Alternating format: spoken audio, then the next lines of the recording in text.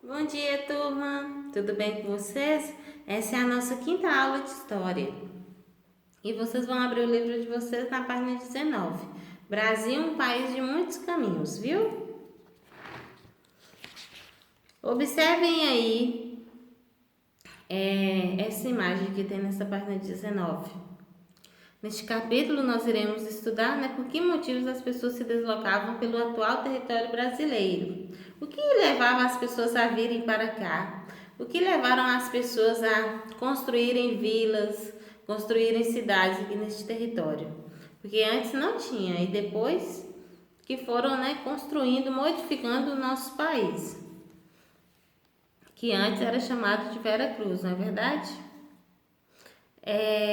Passa para a página 20. São muitos os personagens dessa história. Pessoas comuns que viveram no passado e contribuíram para a formação do nosso atual território brasileiro. Observa aí essa imagem. Leia essa imagem, que é uma reprodução da obra O Violeiro, do artista Almeida Júnior, criada em 1899. Olha aí que imagem. Vocês conseguem lembrar com o que essa imagem parece? O que essa imagem retrata? O violeiro, ele está segurando o quê? Uma viola. A viola ela é um pouco menor que o violão. Ele estava ali, ó. Observa aí essa janelinha de madeira, essa casa de barro. Vocês já viram uma casa dessa? Lembra alguma coisa, essa construção onde eles estão? Retrata o quê? Olha, tia Maiara, quando eu vejo essa imagem, eu lembro quando eu era pequena, que eu ia para a roça, e assim, as casas das fazendas geralmente são mais simples. Até aqui também na nossa cidade tem muitas casas assim construídas com barro, que fica mais fresco, é mais econômico. Vocês já viram alguma dessas casas assim construída com barro? Ou com, como que fala? Pau a pique? Um barro pau a pique? De taipa? Então, olha, essa construção aí é dessas. Eu lembro que eu já morei numa construção dessas, quando eu era pequena. E assim, é muito fresquinha. E é uma construção mais de interior, viu? Com base em sua leitura, você vai responder: o que o artista procurou retratar nessa obra? Quem é que está nessa obra? O que eles estão fazendo? O que o artista procurou retratar? Que instrumento musical foi representado? O violinista, o violeiro está segurando o quê? E você conhece alguma música com esse instrumento? Talvez você conhece, não fala que não conhece não. Ups. Leia as imagens a seguir e identifique qual dessas casas se parece com a dessa obra de Júnior Almeida. Aí vocês vão marcar um X, viu? Na página 21, um X em qual dessas duas imagens representam a matéria-prima semelhante. Matéria-prima, o que é? É com que aquela construção foi feita. Qual foi o material que foi construído essa casinha aí? Você sabia que muitas casas do interior paulista, mineiro e nordestino são feitas de barro? Pois é, elas são e são conhecidas como casas de taipa ou de pau a pique, e feitas aproveitando-se da grande quantidade de barro que existe na região. E esse tipo de construção ameniza o calor que vem de fora, deixando o ambiente mais fresco. Então, muitas casas do interior, gente, são construídas com pau a pique, porque é um material mais acessível, encontra, com muita facilidade aqui nas nossas regiões. Então, as casas do interior nordestino, mineiro e paulista, a maioria são construídas com barro. No início deste capítulo, você observou a obra do Violeiro, criada por Almeida Júnior. Nela, o artista procurou retratar o quê? Ele procurou retratar a cultura caipira, referente a um jeito próprio de viver, típico de moradores do interior paulista. Então, são assim que os moradores vivem, felizes, cantando, sem muita preocupação. E vamos dar continuidade. O início da criação de gado e a expansão do território. Será que o gado é originário aqui do Brasil? Mas assim, eu não lembro que os índios criavam gado. Vocês lembram? Em todos os nossos estudos? Ou será que veio de fora, veio da Europa? Vamos descobrir. E a açúcar? De onde veio? Será que já tinha uma plantação de açúcar que os índios não sabiam? O que vocês me dizem? Nós vamos descobrir agora.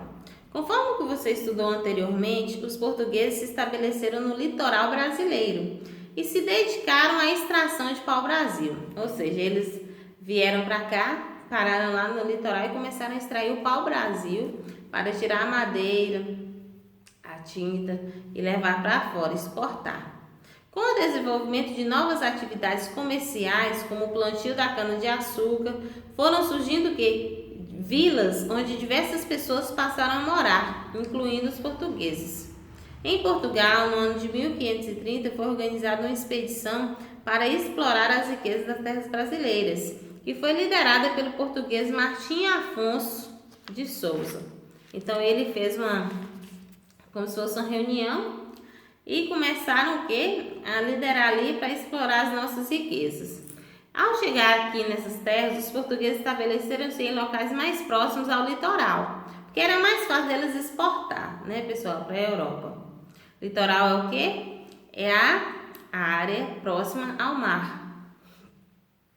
E em 1532 foi fundada a primeira vila, denominada São Vicente. Onde fica essa vila? Ela fica lá em São Paulo, perto de Santos.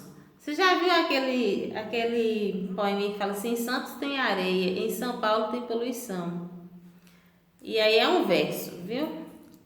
Então, em Santos tem o quê? É uma região onde se encontra, né? É em Santos, lá em São Paulo, tem mar. Então, lá próximo tem o litoral. Então, lá próximo a Santos, eles criaram a vila de São Vicente, que fica uma pertinho da outra. Para facilitar também, né? Eles ficaram para lá e para cá sem ter uma moradia aqui. Aí eles acharam melhor começar a criar vilas aqui no nosso Brasil. Em outras regiões também surgiram vilas, como em Olinda, em Pernambuco, no ano de 1535. E em Salvador, na Bahia, em 1549. Mais tarde, Salvador passaria a ser a capital do Brasil. O Brasil já teve 3 capitais, né? Contando com Brasília, que foi Salvador, Rio de Janeiro e Brasília, né? A atual capital do Brasil. Você sabia que em diversos locais ocupados, mesmo distantes uns dos outros, plantava-se o quê? Cana-de-açúcar para a produção de açúcar, que era enviado para a Europa. Contudo, em outros locais, o solo não era adequado para o plantio da cana-de-açúcar. Então, eles começaram a o quê? Desenvolver a criação de gado bovino. Mas de onde veio esses gados? Olha, a cana-de-açúcar e os animais boi e vaca não são naturais aqui do Brasil. Eles não nasceram aqui, não são originários daqui. A cana é originária da Índia, um país da Ásia. Quem foi que trouxe a cana-de-açúcar para cá foi o português Martim Afonso de Souza. Ele foi a pessoa responsável por trazer a cana-de-açúcar aqui. E a sua mulher, Ana Pimentel, mandou vir as primeiras cabeças de gado bovino da ilha de Cabo Verde. Então, quem foi responsável por trazer as cabeças de gado foi sua mulher, Ana Pimentel. E quem foi responsável por trazer a cana-de-açúcar foi o português Martim Afonso. No Brasil, o gado era usado em diversas atividades. Conheça as principais. Transporte de pessoas e mercadorias pelo território, movimentação dos engenhos de madeira que moía a cana-de-açúcar para produzir o açúcar, obtenção de alimentos, carne, leite e queijo, obtenção de couro para a produção de roupas, utensílios como embalagens, bolsas e chapéus. Deixa eu falar aqui com vocês. O boi, a vaca, quer dizer, né, o gado, ele é a matéria-prima, igualmente a cana-de-açúcar.